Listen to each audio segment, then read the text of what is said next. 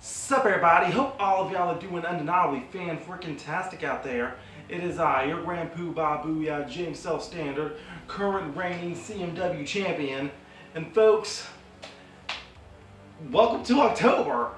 Y'all, a lot of crazy stuff has been happening here on the world of SelfStandard, here in the midst of SSP. Right now, here we are in October. This is my busy season. We got Halloween just around the corner.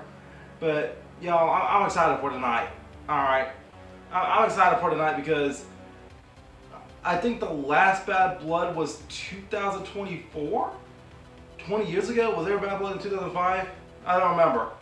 But folks, I remember the first time I started watching WWE regularly, not counting the Attitude Era because I was still just a toddler during that time. But I think like the first major time I started to like get heavily into WWE was 2003, and at the time of me tuning in, I think at that time the first wrestling pay-per-view I actually remember was in fact Bad Blood 2003. And I know for a long time I wanted that event to be a DVD on my Christmas list, and to this day I still don't have a copy of that, but I would still love it though, regardless. But anyway, look, I'm excited for tonight, and I'm ready for it. Okay, I'm just ready for it. All right, and I got a lot of stuff I got to talk about come Monday about how everything has been going on this week for SSP. But thank y'all for tuning in, and thank y'all for bearing with me during this troubling timeline. All right, but yeah.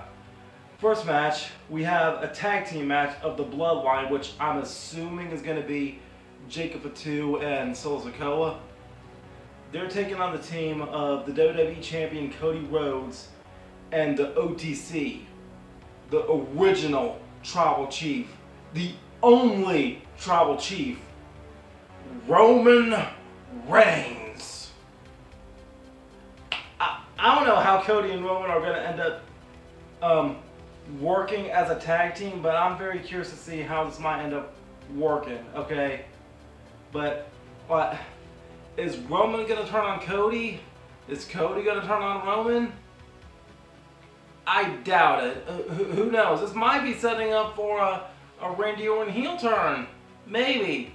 Time will tell. But you know, eventually, sooner rather than later, Roman does need a rematch against Cody. I don't know when that's going to happen, but sooner or later, yeah, Roman's going to need his dibs. Alright. And I know eventually this has got to set up for Solo versus Roman here in the future. And I know we got, we got Crown Jewel happening around the corner. I think it's Crown Jewel. Another Saudi Arabia show happening in like early November.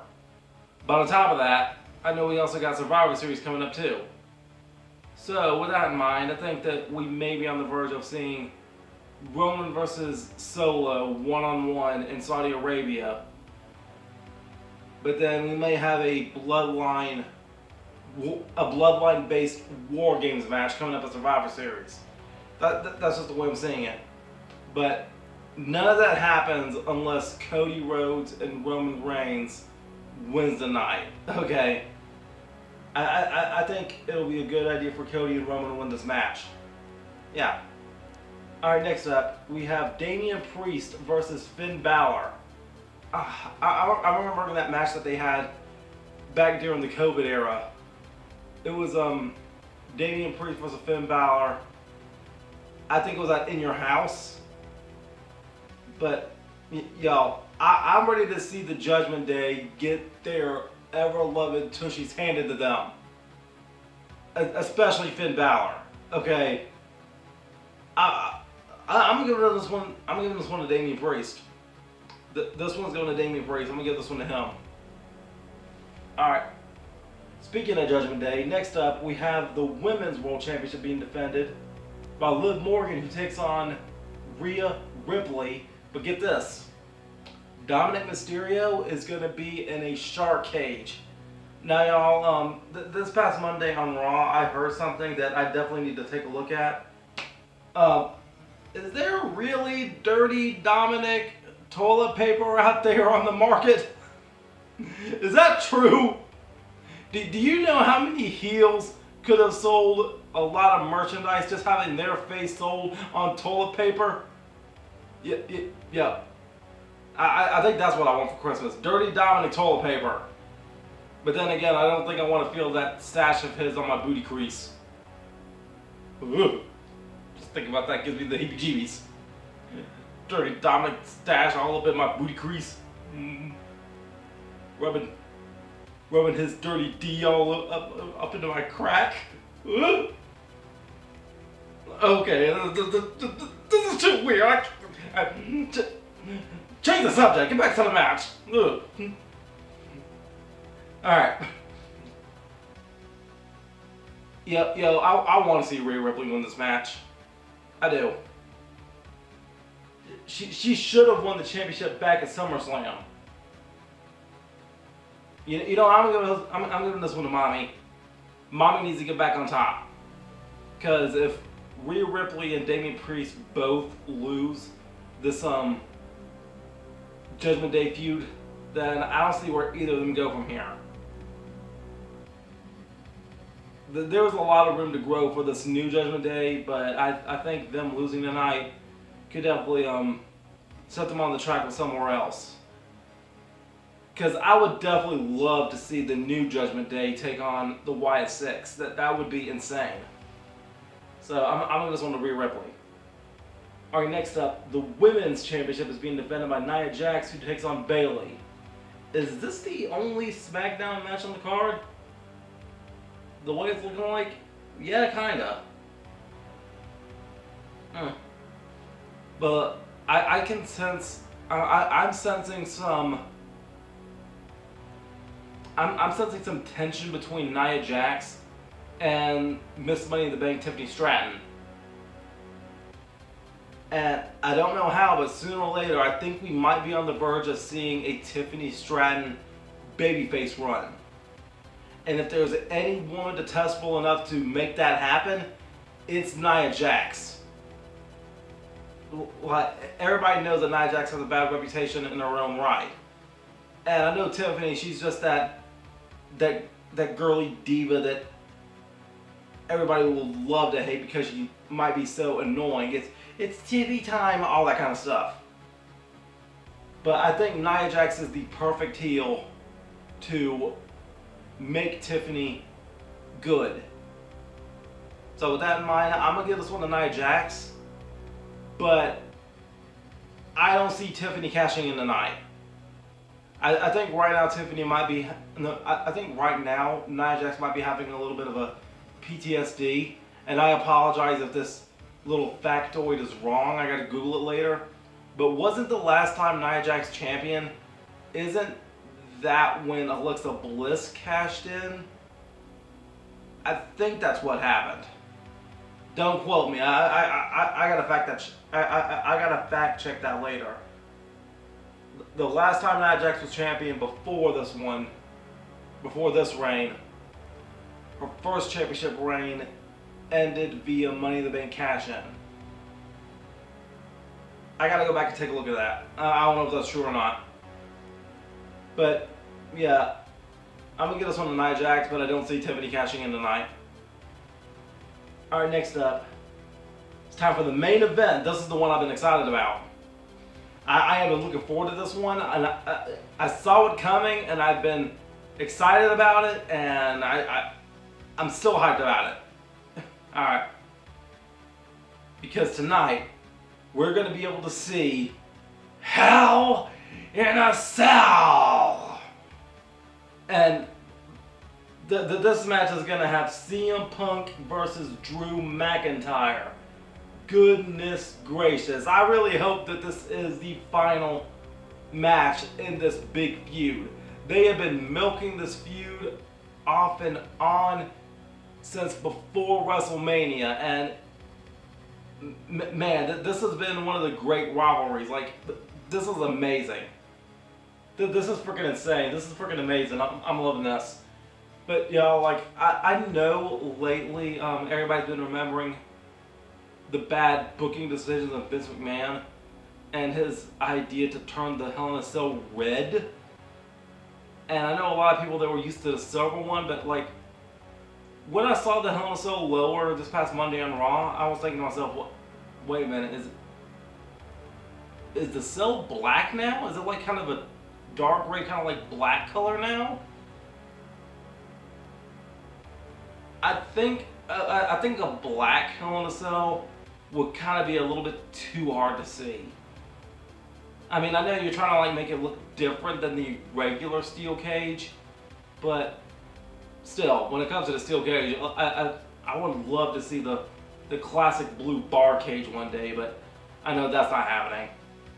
But still, a black Hell in a Cell looks interesting, I think. But I think it'll still be hard to see because we just got those black wires and we won't be able to tell like there's an actual cell there if it's too dark, okay? But still, I gotta give this one to CM Punk. Like, this is why CM Punk came back. This is why WWE wanted CM Punk back. To give him this big feud, but CM Punk needs to win this big feud. And right now the timing is perfect for everything. Like, they have been trying to hold off on Seth Rollins versus CM Punk so much. And now that Seth Rollins is back, I know he's going to be a little bit preoccupied with Bronson Reed going forward. But, man, I hope Seth doesn't find a way to get inside the cell, knowing he's still got big Bronson Reed breathing down his neck. So, yeah, I'm gonna give this one to CM Punk. He needs it. CM Punk needs this victory a heck of a lot more than Drew McIntyre does. And thinking about how much hatred Drew McIntyre has for CM Punk, I'm getting a little bit of smaller vibes as Hangman Page and Swerve Strickland. I know it's not getting that intense, but hear me out. Hangman Page finally got his revenge on Swerve, but at what cost? Alright, if Drew McIntyre wins this match, there's no telling what CM Punk's going to do, but I think CM Punk needs to win this match so he can look strong heading into his feud with Seth Rollins coming up into the new year. Because, folks, we are in the final quarter of the year. We're in the final quarter of the year, of the last 3 months of 2024. Alright, we got Halloween coming up. Next month we got November with Thanksgiving and Survivor Series. No telling what's going to be happening in December. But after December's over, we got January. And January marks Royal Rumble, which kicks off WrestleMania season. Look, you know for a fact that if CM Punk can carry a feud with Drew McIntyre from WrestleMania all the way up until October, like freaking 6 months, man, how close are we out to WrestleMania? Alright. November, December, January, February, March. Yeah, we're already like halfway there to WrestleMania at this point. Like CM Punk and Seth Rollins, they're gonna milk this. Get Bronson Reed out the way. Maybe give CM Punk another feud because since CM Punk has come back to WWE, he's just been preoccupied with Drew McIntyre only, and I want to see CM Punk have more matches. Like I know that they've just been saving him as a marquee name for pay-per-views and whatnot, and I don't think CM Punk's gonna hate that scheduling. But I do want to see CM Punk in more feuds. I want to see him feud with some other people, like not just Drew McIntyre. Like heck, who else to put him in there? Put him in there with on the current roster. CM Punk and Braun Breaker. That's an interesting one. Oh, one day we gotta have CM Punk versus Roman Reigns. I know that's far-fetched, but still. And now just on the Raw roster alone, oh, CM Punk versus the Wyatts. That would be incredible. Well, like there's a lot of potential that CM Punk could be doing in WWE now that he's back, but the whole Drew McIntyre feud, I think it's just been, going on a long time, and yeah, CM Punk has to deal with Seth Rollins, CM Punk has to deal with Drew McIntyre, and it's like since CM Punk came back last November, this is all we've been getting. Like, CM Punk has been milking a 3-person feud the entire year. CM Punk came back and he's been milking a feud with the same 2 people. But kudos to him. That is incredible. Like, he's been able to tell this story and keep it interesting with 2 different people for almost a whole year now. Good job, Punk. Good job. But yeah, y'all. Again, CM Punk's winning tonight.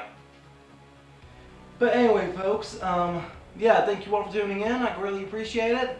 This has been a trying time for myself and SSP going forward. But yeah, y'all just pray for me, and yeah, stay tuned for further developments. And I hope all of you will find time to enjoy the show happening tonight.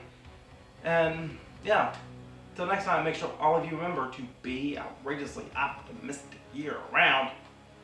Booyah! I'm out.